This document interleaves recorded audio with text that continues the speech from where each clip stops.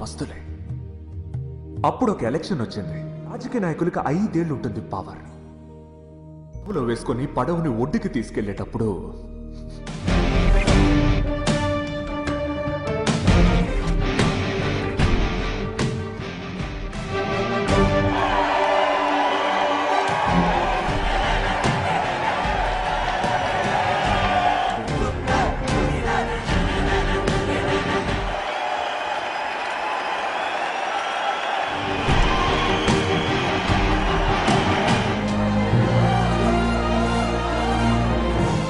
Assalamualaikum warahmatullahi wabarakatuh. Halo, apa kabar? Mudah-mudahan kalian sehat-sehat semua ya. Dan pastinya lancar terus rezekinya. Amin.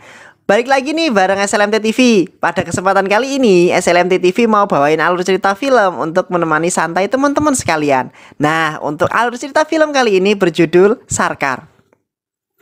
Sarkar adalah film aksi politik berbahasa Tamil India dan dirilis pada tahun 2018 yang dimana ditulis dan disutradarai oleh R. Murugados dan diproduksi oleh Kalaniti Maran di bawah bendera Sun Pictures. Dialog itu ditulis bersama oleh Murugados dan B. Jegamohan dan dibintangi oleh Joseph Vijay atau kita kenal dengan Vijay Kumar. Nah, dalam film ini juga kita akan ketahui bahwa begitu banyak intrik-intrik politik yang akan kita saksikan. Nah, nggak perlu banyak basa-basi lagi, langsung aja ke alur ceritanya.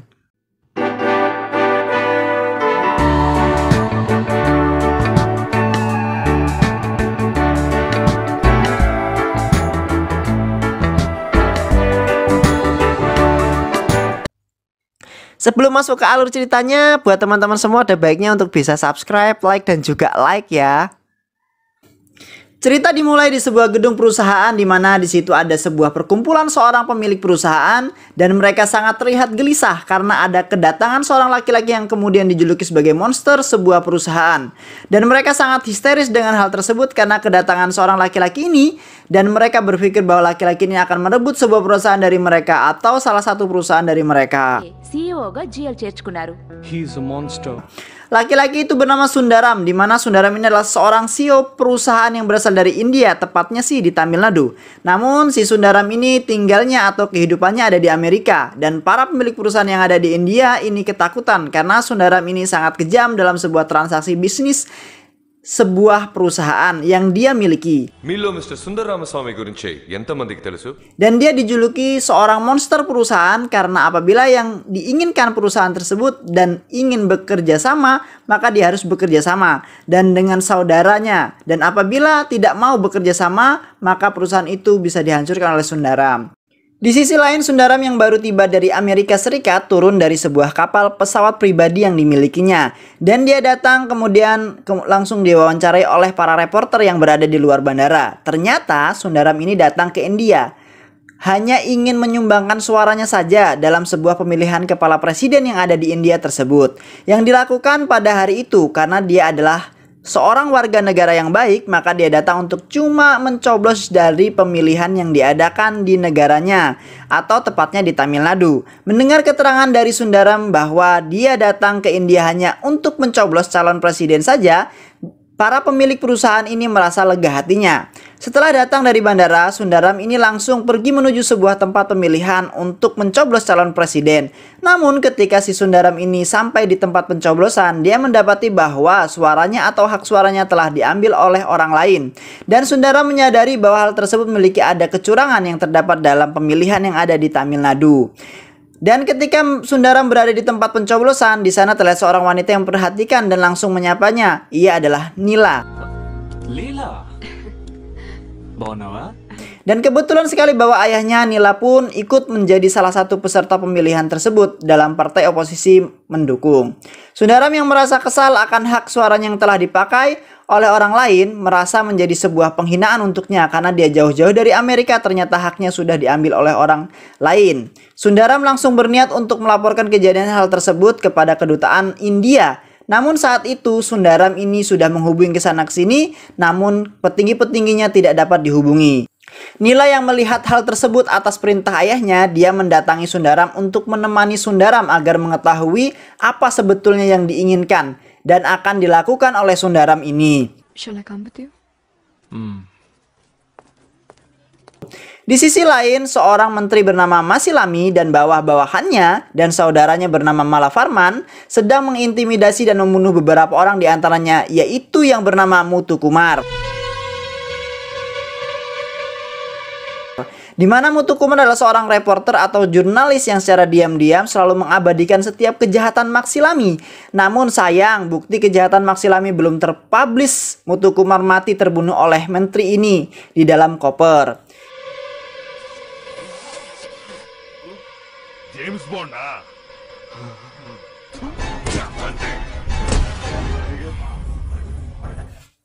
Di esok harinya, Sundar mengajukan keluhannya di sebuah pengadilan di mana dia ditemani oleh seorang pengacara terkenal bernama James Malami. Dan untuk memahami segalanya, Sundar telah mempelajari hukum pemilu di Undang-Undang Pasal 49P yang isi dari undang-undang tersebut menyatakan apabila ada seorang menggunakan suaranya dengan ilegal, maka tidak sah sampai suara orang yang asli menggunakannya. Rule number 1. నా ఓటర్స్ ఐడిని ఎవ్వరూ check Indian election లా 49B ప్రకారం. Namun awalnya banyak yang menentang hal yang Sundar perjuangkan. Namun keputusan hakim berpihak pada Sundar atau kepada pasal 49P ini. Dan pemilu pun akan diulang setelah 15 hari ke depan. Dan keputusannya akan diambil setelah pemilu beberapa hari ke depan. Sundar merasa senang akan keputusan yang hakim ambil. Akan perjuangan ini, masyarakat menyambut dengan senang akan hal ini.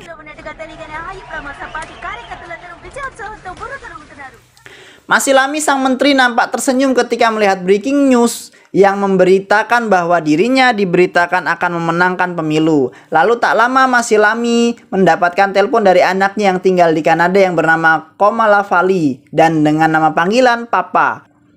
Dan Papa mengingatkan Masilami bahwa untuk berhati-hati kepada Sundar karena Papa melihat Sundar berada di Tamil Nadu. Karena Sundar bukan orang yang biasa-biasa saja. Serta mengatakan untuk juga menjaga bicara Malavarman untuk hati-hati dalam berbicara. Saudara Masilami Malavarman ini merasa gelisah akan peringatan Papa karena memang sebelumnya si Malavarman tidak tahu akan kehidupan dan latar belakang Sundar ini. Sundar menghadiri pertemuan pers dan di sana Sundar dilontarkan pertanyaan, apakah kau tidak malu mempermasalahkan satu suara yang dicuri oleh orang lain? Sundar dengan tegas menjawab, saya tidak malu memperjuangkan hak suara saya, malah harusnya mereka malu karena mereka menjadi pemimpin dengan memperjualbelikan hak suara. Dan Sundar juga berbicara apabila ada orang yang hak suaranya dicuri dan diam saja maka sebetulnya dia tidak memiliki otak. Orang-orang di pers merasa kesal akan ucapan Sundar dan perkataan Sundar yang ditayangkan di televisi ini pun benar apa adanya. Benar saja ternyata banyak dari masyarakat yang hak suaranya dicuri lalu mereka berbondong-bondong menuju ke pengadilan untuk memperjuangkan hak suara mereka. Dan ternyata hampir ratusan ribu yang hak suara mereka dicuri dengan tanpa sepengetahuan yang memiliki hak suara tersebut. Dengan permasalahan ini Malavarman sangat kesal dan memerintahkan bandit-banditnya untuk menghajar bahkan membunuh Sundar.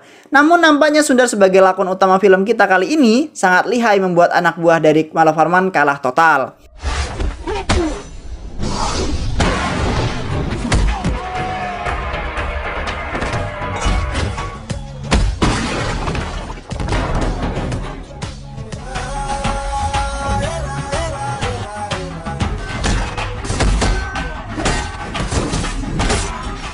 Nampaknya yang mencuri suara Sundar ini sudah ketemu dan langsung saja Sundar mengintimidasi si pencuri suara ini. Dia bernama Kaushik. Awalnya Kaushik ini nampaknya polos dan tidak mengaku akan apa yang telah dia lakukan. Namun Sundar sedikit mendesak Kaushik dan akhirnya Kaushik mengaku bahwa dialah yang mencuri suara Sundar karena diberi beberapa uang. Di sisi lain, partai pendukung Masilami menuntut agar masalah ini diselesaikan karena ini akan menjadi dampak kepada partai-partai mereka yang mendukung Masilami. Masilami sekarang terlihat resah memikirkan apa yang harus dia lakukan. Sekarang karena pelantikannya menjadi ketua menteri Tamil Nadu akan dilambungkan bersamaan dengan sidang putusan pemilihan ulang. Dan hari pelantikan pun tiba, masih lama yang harap-harap cemas menunggu disumpah, tetapi pada saat itu mereka mendapat kabar bahwa pengadilan memutuskan kalau pemilihan resmi diulang 15 hari ke depan dan pelantikan pun ditunda karena pemungutan suara dinyatakan tidak sah. So sorry, I have to cancel this ceremony. Masilami yang mendapati ini sangat kesal dan meninggalkan ruang keputusan. Papa yang mengetahui ini memerintahkan ayahnya untuk mengarahkan pendukungnya membuat kerusuhan, dan dalam kerusuhan itu Sundar harus mati, terbunuh agar mereka aman dalam beberapa tahun ke depan. Ibunya Sundar yang khawatir menyuruh Sundar pergi ke Amerika lagi, meninggalkan Tamil Nadu, tapi Sundar membawa ibunya pergi ke sebuah rumah sakit. Ternyata anak yang mengalami luka bakar itu dibawanya ke rumah sakit untuk mendapatkan perawatan.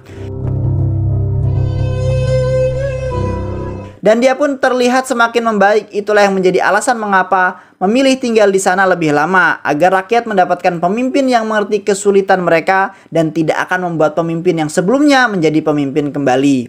Dan ibunya pun tertegun mendengar hal itu. Rama. Kerusuhan pun terjadi. Sundar dicari-cari oleh anak buah Masilami.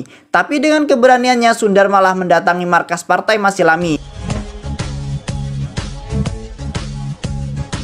Malah Farman yang ada di sana memerintahkan anak buahnya membunuh Sundar, dan namun lagi-lagi Sundar mengalahkan mereka.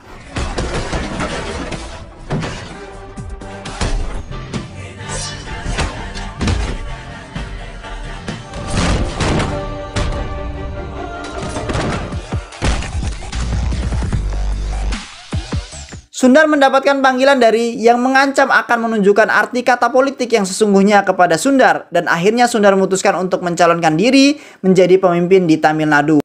Dengan dukungan Kaustik Danila, dia menemui kantor pemilihan umum karena persyaratannya memenuhi. Akhirnya Sundar diizinkan untuk menjadi calon. Dalam acara live, Malafarman dan Sundar dipertemukan untuk mengadakan debat calon. Malafarman mengejek Sundar kalau pencalonannya hanya motif untuk menaikkan rating perusahaannya saja. Tapi apa yang dikatakan Sundar membuat semua orang diam. Sundar mengatakan bahwa kalau itu memang menurut Malafarman, maka Sundar akan mundur dari CEO perusahaannya. Malafarman pun mengatakan bahwa Sundar tidak memiliki dukungan dari manapun, baik partai dan lainnya. Tapi Sundar malah menjawab dengan tegas bahwa dia hanya butuh 1 hari saja untuk mencari pendukung. Hal ini membuat Malafarman geram dan mengatakan bahwa pendukung Masilami marah, khususnya di desa atau di daerah Ayodakufan. Nampaknya benar-benar Sundar mau membuat Malafarman kesal bahwa dia akan mendatangi tempat tersebut pertama kali. Sundar datang ke daerah Ayodakufan ditemani oleh Kausik. Nampaknya sambutan mereka kurang baik dan menyepelekan mana mungkin pria kaya seperti Sundar bisa memimpin. Namun Sundar yang berada di sana berbicara dengan lantang dan menceritakan masa lalunya, bahwa dia dulu anak seorang nelayan dan mengalami dan menderita hal yang sama seperti mereka. Dan Sundar mengajak mereka untuk berjuang bersama dengan Sundar untuk tidak diperbudak oleh pemerintah, dan akhirnya dukungan pun didapatkannya. Dia mengajak masyarakat di sana mengajukan keluhan mereka kepada pemimpinnya.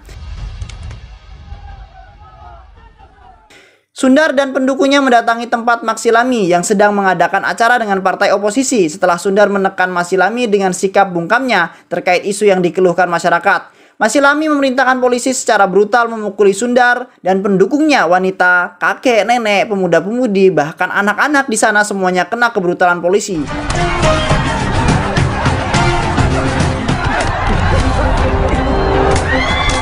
Dan akhirnya mereka sadar bahwa pemimpin mereka tidak peduli dengan kehidupan mereka. Karena adanya kejadian itu yang hanya memiliki dukungan sebesar 4%, sekarang meningkat menjadi 52%. Mendengar berita itu akhirnya memutuskan untuk bersaing di 234 TPS. Masyarakat yang mendukungnya merelakan tempat untuk dijadikan posko pemenangan Sundar, membagikan video di saluran Facebook dan meminta agar masyarakat di setiap daerah milih perwakilan yang mereka percayai dan mampu untuk mengerti keluhan apa saja yang di daerahnya dan siap memajukan daerahnya tersebut. Satu persatu mereka dipilih oleh warganya masing-masing. Suatu hari Sundar didatangi oleh seorang pria yang mengaku bahwa temannya selama 10 hari ini menghilang. Orang yang hilang itu adalah Muthukumar, di mana Muthukumar adalah orang yang telah dibunuh di dalam koper oleh Masilami. Dan pria ini berkata dia sudah melaporkan ke polisi tentang kasus hilangnya Muthukumar, tapi polisi seakan-akan tidak menggubris dengan kasus ini. Tapi ketika pria ini ke rumah Muthukumar, dia menemukan harddisk dan menyerahkan kepada Sundar. Dan ketika dilihat ternyata isi video adalah kejahatan-kejahatan yang dilakukan Menteri Masilami bukti video di mana orang-orang yang berusaha mengungkapkan korupsi Masilami dibunuh secara misterius. Dan Sundar pun berencana untuk mengungkapnya ke media di waktu yang tepat. Mendengar posisi ayahnya semakin terancam, Papa datang ke India merencanakan sesuatu untuk memenangkan kembali dukungan rakyat. Dia memutuskan untuk merusak reputasi Sundar dan menjebaknya sebagai orang yang korup dan haus kekuasaan. Papa mengatur kecelakaan mobil dan menjebak Sundar untuk itu.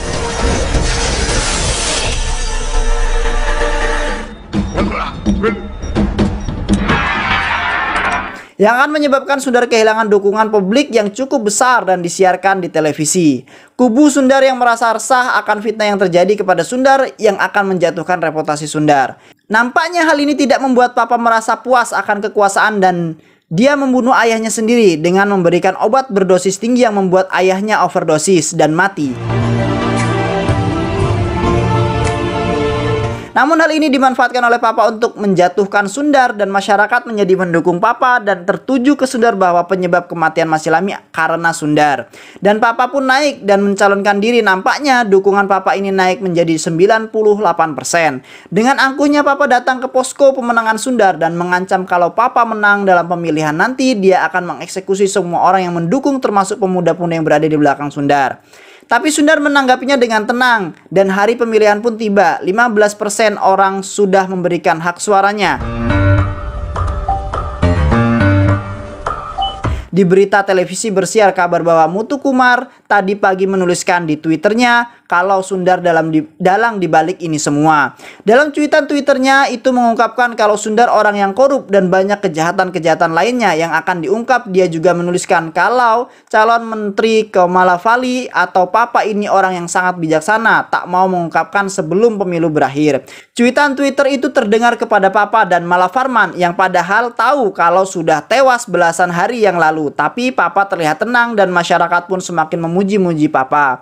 Padahal itu ditulis sendiri oleh Sundar, merencanakan sesuatu dengan menjatuhkan namanya sendiri untuk menjebak Papa. Setelah itu di Twitter Muthukumar mencuit tentang lokasi tempat uang dari hasil korupsi di suatu tempat dan ketika dicek terdapat kontainer yang berisi penuh dengan uang. Masyarakat di sana tercengang melihatnya dan dengan adanya berita itu Papa terpancing untuk menanggapi berita tersebut bahwa padahal kalau dia sudah berbicara tadi pagi dengan Muthukumar agar jangan melaporkan dulu kejahatan Sundar, biarlah polisi nanti yang akan menghukum Sundar. Itulah kata-kata Papa di hadapan media agar dia terlihat bijaksana. Tapi kata-kata itulah justru akan membuat Papa jatuh. Dan cuitan Twitter Muthukumar yang ketiga kalinya dia menuliskan bahwa masih ada uang Sundar di dalam tanah. Dan ketika tanah itu digali, uang itu tidak ada, hanya ada mayat di dalam koper yang sudah membusuk. Dan ketika identitasnya dicek, itu adalah Muthukumar. Masyarakat yang menyaksikan merasa aneh mengapa dalam pernyataan Komalafali tadi pagi itu bertemu Muthukumar. Tapi nyatanya sudah tewas membusuk dan akhirnya Sundar membuat tayangan video live di mana dia mengaku bahwa membuat tulisan di Twitter Muthukumar itu adalah dirinya. Karena dia tahu sudah tewas belasan hari yang lalu karena ulah Masilami. Dan Sundar pun menyatakan ia punya buktinya. Dia pun mengatakan akan segera melengkapkan kematian mantan ketua menteri Masilami yang sesungguhnya akan diungkapkan langsung oleh istrinya Masilami. Menyaksikan itu, Papa terlihat gelisah dan mencari ibunya. Dia mendapat kabar kalau ibunya pergi ke pemakaman Papa. Bergegas ke sana mencari ibunya. Tapi dia tak menemukan ibunya di sana. Akhirnya Sundar datang dengan membawa ibu Papa di mobil. Tetapi tiba-tiba sebuah mobil menabrak mobil Sundar yang di dalamnya ada ibu Papa. Namun Sundar berhasil menyelamatkan ibu Papa.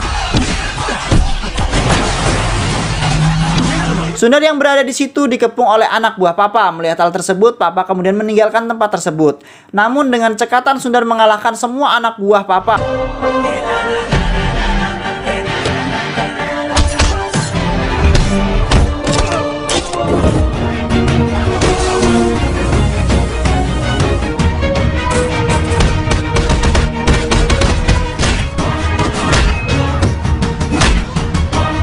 Dan meminta untuk istri Masilami mengaku semua dengan live Facebook. Dan diungkaplah bahwa kematian Masilami adalah ulah dari Komalafali.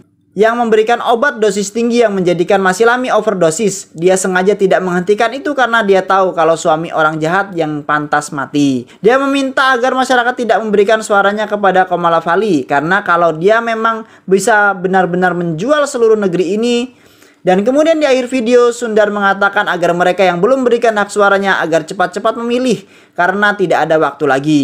Semua orang berbondong-bondong mengunjungi TPS masing-masing untuk memberikan hak suara mereka dan akhirnya Papa juga Mula Farman ditangkap polisi. Atas kejahatan yang mereka lakukan, mereka harus mempertanggungjawabkan perbuatan mereka. Dan pendukungnya memenangkan pemilihan. Namun Sundar memutuskan untuk tidak menjadi ketua menteri dan malah memilih salah satu pendukungnya yang seorang kolektor yang jujur, ya untuk menjadi menteri utama atau presiden. Film pun selesai. Bagaimana nih menurut teman-teman semua hikmah dan kesan-kesannya dari film kali ini? Komen-komen di bawah ya. SLMT TV pamit undur diri. Bye-bye.